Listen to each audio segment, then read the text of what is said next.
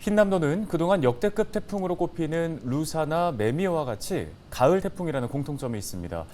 특히 가을 태풍은 2000년대 이후 급격하게 늘고 있는 것으로 파악됐는데요. 전문가들은 우리나라의 아열대화가 점차 진행되는 만큼 가을 태풍의 빈도는 더욱더 잦아질 것으로 전망하고 있습니다.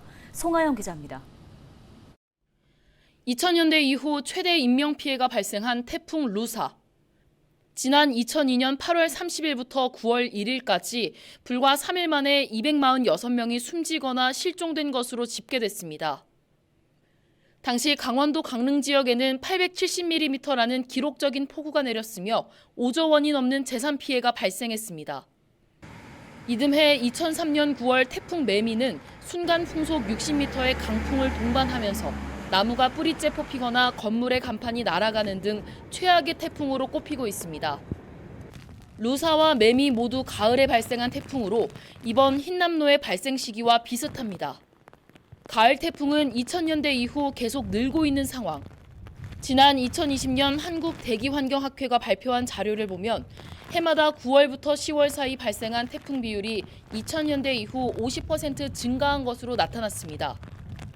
전문가들은 우리나라가 점차 아열대 기후에 가까워지면서 앞으로 가을 태풍은 점차 늘어날 것이라고 내다봤습니다. 대기 온도보다 천천히 올라가는 해수면의 특징을 고려할 때 가을철 바닷물의 온도는 연중 최고.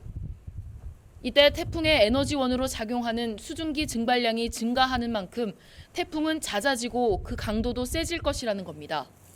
그러니까 태풍이 가장 많이 일어나는 초여름에서 늦가을은 대기가 가장 뜨거운 시기가 아니라 바닷물이 가장 뜨거운 시기예요. 해수면 온도가 가장 높은 시기가 태풍이 가장 많이 발생하는 시기입니다. 기상 관측 이래 처음으로 발생한 2022년 6월 열대야.